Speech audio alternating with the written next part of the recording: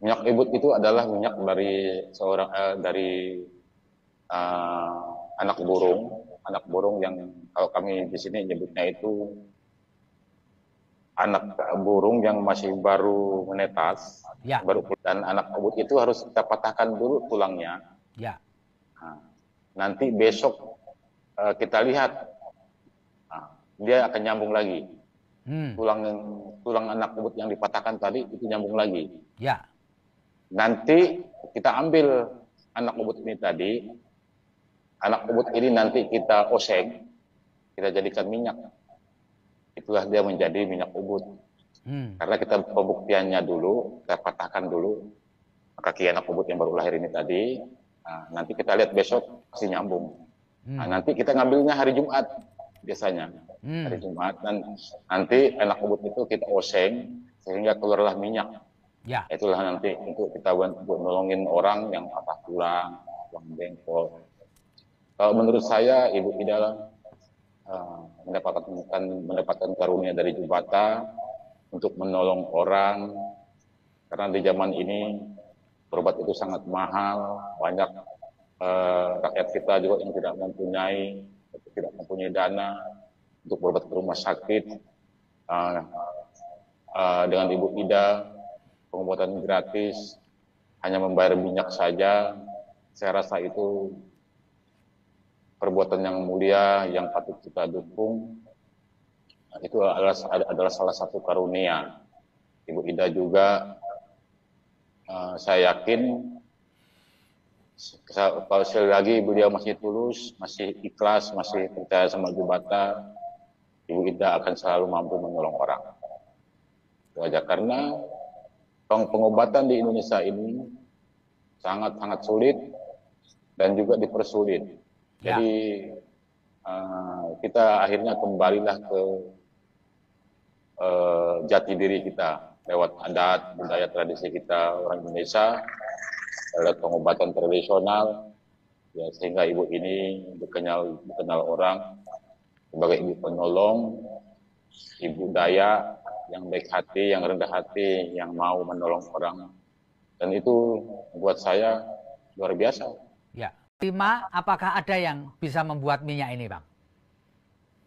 Dulu masih ada, tapi juga bukan hanya lewat minyak aja sebenarnya, kita lewat akar kayu, ramuan kayu, tumbuh-tumbuhan, rempah-rempah itu kita bisa menyambung tulang. Ya. Dulu orang Dayak itu bisa menghidupkan manusia, Bang, Oh, yang gitu hancur ya? badannya, ya, karena negara ini dibentuk banyak dulu orang-orang Dayak meninggalkan adat-adatnya, akhirnya sekarang orang yang pandai itu sudah punah. Oke. Dulu orang Dayak itu kalau jatuh naik dari pohon atau tabrakan itu hancur badannya, bisa hidup kembali, diritualkan, dibuat adat, diketemukan segala kakinya, segala darahnya, urat tubuhnya itu ketemu nanti. Ya. Itu sekarang sisa minyak bintang aja Hmm. yang masih ada. Kalau minyak bintang itu bisa dijelaskan, Panglima. Minyak apa itu minyak bintang? Minyak bintang itu adalah minyak untuk menolong juga, Bang. Ya. Orang biasa patah tulang, yang sudah sekarat, hampir mati, jatuh, tabrakan, mungkin ketimpa apa, nanti dia itu dikasih minyak bintang itu lewat kapas, Hmm. dimasukin ke lidahnya sedikit Ya. aja. Nanti dia akan ditaruh di luar rumah, ditutup dengan kain, Ya. tunggu bintang itu keluar, Bang. Hmm. Besoknya dia akan sembuh total ya, Ya. sembangun dia. Itu minyak Kalau bintang. minyak bintang itu bahan dasarnya sama dengan minyak ubud atau tidak, Panglima? Beda, Bang. Kan Ah, banyak. Ya, beda. kalau minyak bintang terbuat dari apa? Bisa dijelaskan, Panglima? Jangan saya ceritakan itu pribadi kami, Bang, ya. Rahasia Oke. kami. Iya, Mohon iya, maaf. iya. Tapi sampai sekarang masih ada orang Dayak yang bisa memproduksi minyak bintang ya, Panglima? Masih ada, tapi tidak banyak lagi. Tidak banyak lagi ya. Beliau adalah leluhur dari orang kaya. Hmm. Panglima itu kan hidup, dia Ya, dulu masa hidup. Ketika kita mati kan akan menjadi roh. ya. Roh itu kan tidak langsung naik ke Subayat ke-7 atau naik ke surga, pasti dia harus masih dulu melayang-layang di dunia ini. Kami percaya itu setelah kematian ada roh. Ya. Roh itu akan disucikan, akan tinggal di rimba-rimba, di hutan, di batu, di gunung-gunung. Roh suci sudah menjadi suci, mungkin ribuan tahun, ratusan tahun, roh itu mau bertapa.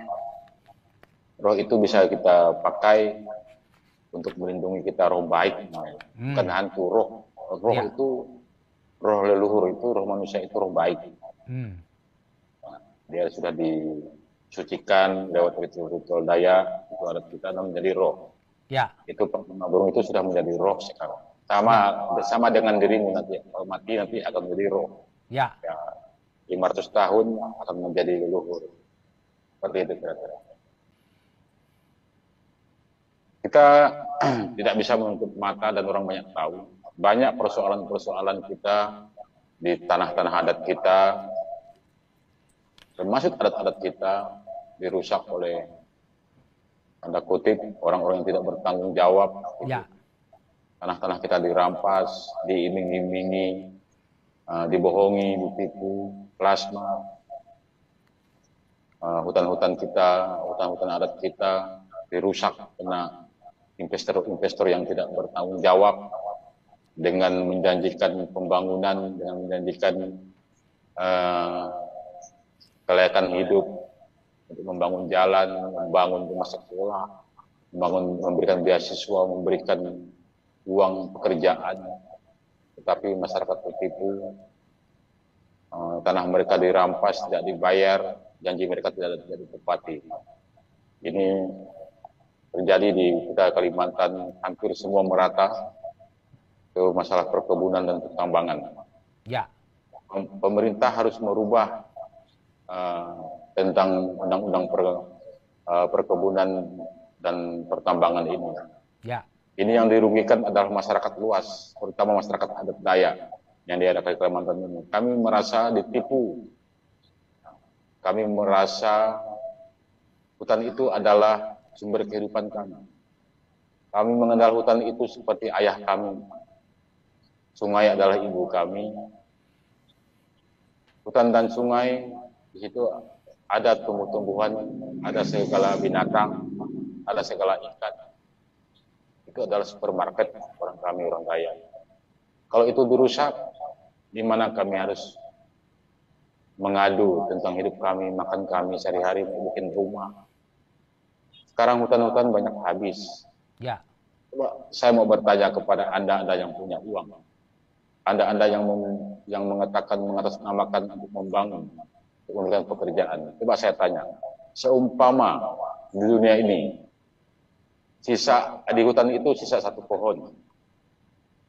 Di sungai itu sisa satu ikan. Habis itu, di udara sisa satu burung. Apa yang bisa kamu buat dengan uang?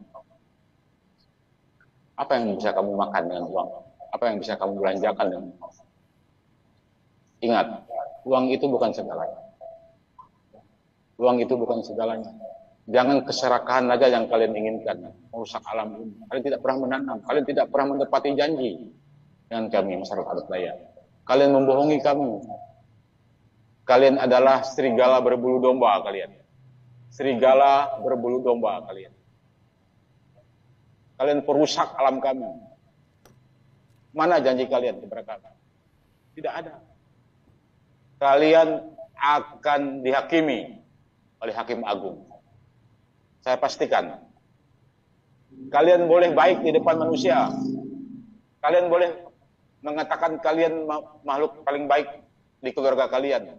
Dipuja-puji orang berduit, orang kaya. Tetapi kalian akan mendapatkan upahnya ketika kalian mati nanti, akan dihakimi. Itu. Pasti itu. Hakim adil akan menghakimi mereka. Orang-orang yang menganggap bahwa uang itu segalanya. Dia tidak peduli dengan orang lain susah. Dia tidak peduli dengan alam rusak. Dia tidak peduli dengan air sungai yang sudah tercemar. Dia tidak peduli dengan orang-orang yang lain. Asal dia kaya, asal dia maju, orang lain tetap miskin. Dia tetap kaya. Itu prinsip mereka. mereka adalah serigala berbulu domba. Gitu.